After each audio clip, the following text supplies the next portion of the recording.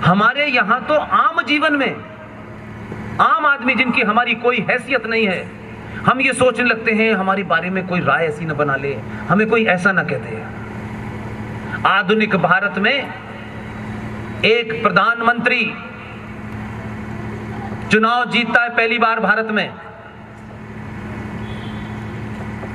भूटान जाता है, नेपाल जाता है, नेपाल में पशुपतिनाथ मंदिर के अंदर प्रधानमंत्री की हैसियत में अंदर जाता है, बाहर निकलता है तो लगता है कोई संत महात्मा निकल के आया है। पूरे कपड़े देखिए, टीका तिलक देखिए, उसको इस बात की चिंता नहीं थी कि लोग मेरे बारे में क्या कहेंगे। उन्होंने कहा तुमको जो कहना है कहो, मैं वही करूंगा जो मुझे करना है। मैं भारत पे बैठकर भी कहीं आपको वोट मांगने नहीं जाऊंगा, कहीं नहीं जाऊंगा। इसलिए मेरी आपसे विनती है, ये सुबह भी मुझे हमारे जो मेहमान थे बीच बीच में बातचीत में ये कुछ गुजराती बोलते थे, ये पूछते थे मुझसे कि आपको गुजराती आती है। मैंने कहा आपने 2 भेजे हैं, पूरी दुनिया को गुजराती सिखा रहे, मुझे बख्श दो यार, मुझे क्यों सिखा रहे हो, मुझे वैसी जिस भाषा आती है उसी में समझ लो, यही बहुत है। तो आप सिर्फ एक ही काम कीजिए, क्योंकि आपने पूरी दुनिया को रोशनी दिखाई है और रोशनी इतनी तेज है कि जो भारतीय बना बनाया एक स्ट्रक्चर था उसको कैसे बिना कहे ध्वस्त कर दिया जाएगा, गीता दी जाएगी।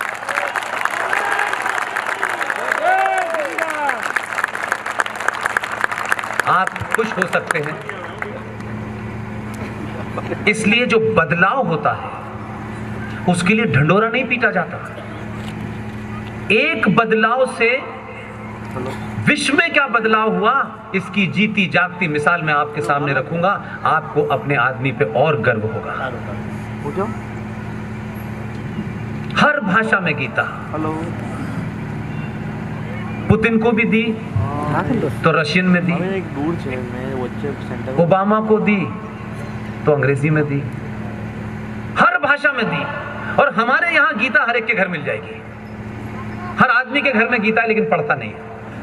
बता रखिए, गीता रखिए हमारे यहाँ, बताएगा हमारे चाचा लाए थे, हमारे ताऊ लाए थे, वो लेकिन पढ़ेगा नहीं। विदेशी लोग शरीफ लोग होते हैं, वो हर बात को पढ़ते हैं। अपने 4-5 साल के कैरियर में उसने दुनिया के 70 से ज्यादा राष्ट्राध्यक्षों को गीता दे दी। उन्होंने सजाई नहीं ड्राइंग रूम में, सबने गीता पढ़ ली। एक झगड़े में हमारा एक फौजी पाकिस्तान की तरफ रह गया, उस मुल्क की नस नस से वाकिफ हूं, इसलिए कि जिन्होंने वो मुल्क बनाया मैं वहीं पैदा हुआ, मैं उनकी फितरत जानता हूं। जब वो वहां रह गया तो यहां वहां बहस चली विद्वानों के बीच में, टेलीविजन पे चली कि ये जो अभिनंदन है इसे रोक लो और इस पे कश्मीर को लेके बार्गेन करो। मैंने कहा पागल हो गए क्या? हमने तुम्हारे 71 में 93,000 पकड़े थे, उठक बैठक कराई 2 महीने तक, तब कश्मीर पे तुमसे सौदा नहीं किया, तुम एक आदमी पे कर रहे हो। 48 घंटे में चचा का टेलीफोन गया, कहा इसे 24 घंटे में छोड़ दो, उसके बाद हम भी तुम्हें नहीं बचा पाएंगे।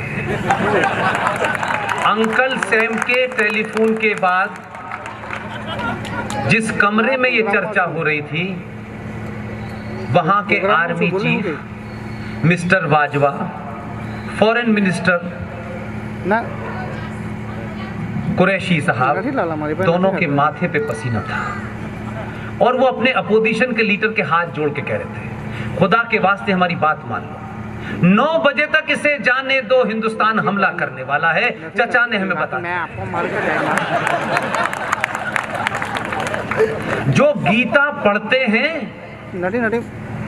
वो ट्रंप ने भी पढ़ी थी, उन्होंने कहा कि ये गीता बांटता नहीं है, गीता का इस्तेमाल भी करता है।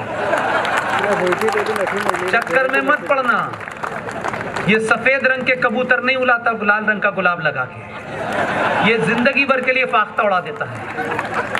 तत्कालिक तौर पे और इतनी समझदारी की पाकिस्तान ने, वही जानते थे इस आदमी के बारे में, पूरा उन्हें अध्ययन है। आपको नहीं पता होगी, ये बात सार्वजनिक मंच पे कह देनी चाहिए, कोई फर्क नहीं पड़ता। अगर ये कहने से आपके अंदर पुरुषार्थ पैदा होता है तो होना चाहिए। भारत की मिसाइल लगी हुई थी, वो सबको दिखाई दे रही थी। 9 बजे तक अभिनंदन ने अगर लाइन क्रॉस नहीं की तो ये मिसाइल क्रॉस कर जाएगी। उन्होंने छोड़ा, उनकी पार्लियामेंट में डिबेट हो रही, चिल्ला चिल्ला के बता रहे हैं आज वो। और कमाल के लोग हैं, उनको पता था कि मुसलमानों को जरा ज्यादा जिहाद पसंद है, खासतौर से मर्दों को। अभिनंदन के साथ किसी मर्द को नहीं भेजा, कहीं साला आखिर में जाके पागलपन न कर दे। एक महिला को भेजा ताकि ये गड़बड़ी न करे और अभिनंदन ठीक ठाक इधर आ जाए। अभिनंदन इधर ठीक ठाक आ गया तभी मुल्क पूरा ठीक ठाक है। गीता बांटना, गीता का प्रचार करना, ये एक अलग ढोंग है। गीता को पढ़ना और उसके ऊपर अमल करना, ये दूसरी बात है। इसलिए गीता बांटिए। मुझे बहुत सारे लोग गीता देते हैं, मैंने कहा यार मैंने कुरान पढ़ लिया, गीता पढ़ी नहीं जाती। थोड़ा थोड़ा कुछ लोग बता देते हैं, मान लेता हूं।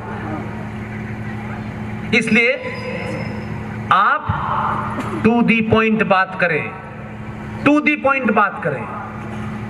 भारत देश की विदेश नीति और रक्षा नीति के बारे में आप सुनेंगे तो आपको और हंसी आएगी। भारत की रक्षा नीति का अचूक वाक्य है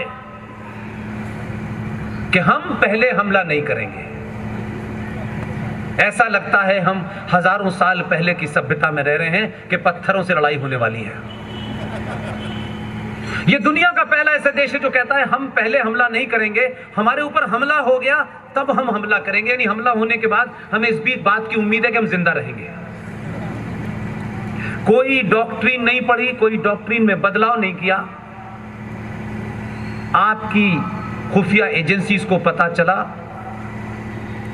कि बालाकोट जो इस्लामाबाद से 70 मील दूर है, वहां पे कुछ आतंकवादी भारत आने चाहते थे। आपके आदमी ने कहा यहां आने के बाद क्यों वहीं खत्म करो। यहां से गए, बालाकोट पे 4-5 बम मारे, वापस आ गए। इस घटना का दूसरा मतलब है, उसमें कितने लोग मरे नहीं मरे यह महत्वपूर्ण नहीं है। बालाकोट जाकर के आपने जब बम गिराया तो हो सकता है 10, 5, 20 लोग मरे हों, यह कोई महत्व नहीं है। उस दिन के बाद से और आज तक भी अगर आप पाकिस्तान की डिबेट देखते हो तो एक बड़ा बदलाव आपको नजर आता है। पूरे पाकिस्तान को पता चल गया कि जो हमने रक्षा नीति अपने दोस्तों के माध्यम से हिंदुस्तान में बनाई थी कि हम पहले हमला नहीं करेंगे, ये तो बगैर बताए आ गया। ये हमारा इंतजार नहीं करेगा इस बार। एक ही वाक्य में, एक ही घटना ने भारत की रक्षा नीति बदल दी। और आपका जो राष्ट्रीय खेल है, उस राष्ट्रीय खेल का जो अचूक वर्ड है उसका नाम है हॉकी। हॉकी खेल की एक ही लाइन है, attack is the best defence. Bharat की विदेश नीति, भारत की रक्षा नीति एक ही घटना ने बदल दी कि अब इनको पता चलेगा कि टम्बकटू से कोई आ रहा है, उसको वहीं समाप्त कर देंगे, उसका दिल्ली में इंतजार नहीं करेंगे। इसलिए वो बौखलाया हुआ है, इसलिए शाहीन बाग पैदा हो रहे हैं, इसलिए किसान आंदोलन चल रहा है, इसलिए कोई पोर्न स्टार ट्वीट कर रहे हैं, इसलिए इंग्लैंड में परेशानी है, इसलिए अमेरिका में परेशानी है, इसलिए कनाडा में परेशानी है, इसलिए दुनिया में परेशानी है कि ये एक आदमी जो आया है, ये एक आदमी खतरनाक नहीं है, इसने 100 करोड़ को खतरनाक बना दिया है। देश की सत्ता नहीं बदली है, देश की राजनीति नहीं बदली है, इस देश के राष्ट्रवादियों का मिजाज बदल गया है। इसलिए शाहीन बाग पैदा हो रहे हैं। इसलिए शाहीन बाग से घबराइए मत, वो आपकी कमजोरी जानता है। लोग ये पूछते हैं शाहीन बाग को खत्म करना चाहिए था। मैंने कहा बेवकूफ लोगों, हिंदुओं को जगाने के लिए अभी कई और शाहीन बाग होने चाहिए। हिंदू जगता नहीं है आसानी से, कई हजार साल से सो रहा है, थोड़ा सा जगह है। ये शाहीन बाग वाले आपको पूरा जगा के मानेंगे, इसलिए इन्हें जो करना है करने दीजिए। आपकी जो जिम्मेदारी है आप करिए। और अंत में एक ही बात कहूंगा, बिना किसी लालच के, जितने लोग भी यहां बैठे हैं, आप मेरी बात से असहमत हो सकते हैं, पूरी आजादी है। pushpendra.delhi01@gmail.com। कोई सभा ऐसी नहीं है एक तरफा बात कह के मैं चला जाऊं। वी सपोर्ट पुष्पेंद्र कुलश्रेष्ठ नाम का यूट्यूब चैनल है। हमारी टीम के सीधे उस पे ओरिजिनल इसलिए डालते हैं ताकि कोई टेम्परिंग न करे। @पुष्पेंद्र AMU मेरा ट्विटर अकाउंट है। ये बात अलग है कि उस पे मैं ट्वीट कम करता हूं और जो नकली 40 हैं उस पे ज्यादा होते हैं। ये सार्वजनिक मंच से मुझे इसलिए कहना पड़ता है कि बहुत सारे लोग जब मुझसे सवाल करते हैं, मेरी किसी बात से, किसी तर्क से, किसी रेफरेंस से, किसी फिगर से, किसी टाइम डेट से अगर आपका मतभेद है, मुझे रात के 2 बजे भी आप ईमेल करिएगा, मैं जवाब दूंगा, सत्य दूंगा आपको। फिर आप में कोई कंफ्यूजन होगा उसे ठीक करूंगा। ये एक तरफा संवाद नहीं है, ये आज की जनरेशन के साथ संवाद है।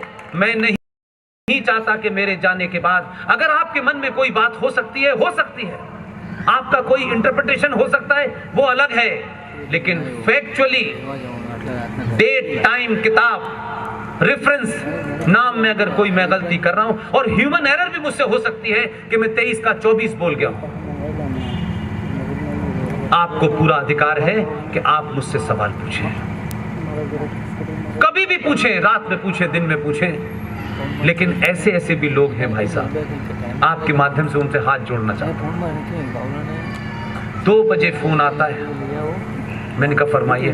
बोला मैंने सोचा वीडियो देख रहा था, आपसे बात कर ही ली जाए आज। मैंने कहा यार खुदा के बंदे माफी कर मुझे, 2 बजे तुम्हें बात करने का मन है इसलिए तुमने 2 बजे फोन किया, तो मेरे हालचाल पूछने के लिए 2 बजे फोन न करें। ठीक ठाक जीवन चल रहा है, तलाक ना हो, इसका ध्यान रखें। कर्नल RS सिंह साहब, आप उन्हें मेरा गुरु भी कह सकते हैं, उन्हीं के कहने पे मैंने नौकरी छोड़ी, उन्हीं के कारण मैं आपके बीच में हूं। बीच बीच में मेरे साथ जाते हैं, कभी कभी मुझे अकेला जाना होता है। जिस संगठन में हैं उस संगठन के लोग भारत के टेलीविजन पे नहीं आते थे। आप सोचिए कि स्थिति अंदर से कितनी गंभीर है कि रॉ का पूर्व डायरेक्टर सब कुछ छोड़ने के बाद टेलीविजन पे आकर के चेहरा दिखाता है। यह खतरे से खाली खेल नहीं है। उन्होंने ये किताब लिखी है, अभी लिखी है। ये पिछले 4-5 साल की जो हमारी डिस्कशंस, डिबेट होती रही हैं, उसके हिसाब से जितने मुद्दे अभी पिछले 8-10 साल में हुए हैं, उनको रेफरेंस के साथ, तर्कों के साथ, डेट के साथ, उन घटनाओं के साथ जोड़ के रखा है। और आप ये मानते हैं कि इस देश में गद्दार सिर्फ JNU में है, ऐसा नहीं है। देश के खिलाफ काम कर रहे हैं, सिर्फ ऐसा नहीं है। 52 सब्जेक्ट कवर किए हैं इन्होंने इस किताब में। कैसे आपके इतिहास में, शिक्षा में, एंटरटेनमेंट में, आम जीवन में कैसे कैसे तरीके से भारत राष्ट्र के खिलाफ कैसे कैसे षड्यंत्र हो रहे हैं, इसका अंदाजा नहीं है। एक घटना कह के बात समाप्त करता हूं। 26/11 हुआ, इसका आपको पता है, आप सब जानते हैं। मैं आज इस बात को अपने मंचों से कहता हूं, 26/11 उस वक्त की भारत सरकार में बैठी एक विदेशी महिला, उसके इशारे पर भारत का गृह मंत्री पूरी उस योजना का हिस्सा था। 2 महीने पहले एक हाई पावर डेलीगेशन को तैयार किया गया। फला डेट में भारत का होम सेक्रेटरी, उनका नाम मधुकर गुप्ता था, जीवित है। पूरा हाई पावर डेलीगेशन तय किया गया और 24 नवंबर को वो डेलीगेशन इस्लामाबाद जाता है, जिसमें होम सेक्रेटरी मौजूद है। यानी ही भारत की आंतरिक सुरक्षा के जितने एपरेटस हो सकते हैं, जितने इंस्ट्रूमेंट हो सकते हैं, वो पूरा का पूरा एपरेटस इस्लामाबाद में बैठा हुआ था। आईबी का भी उसमें एक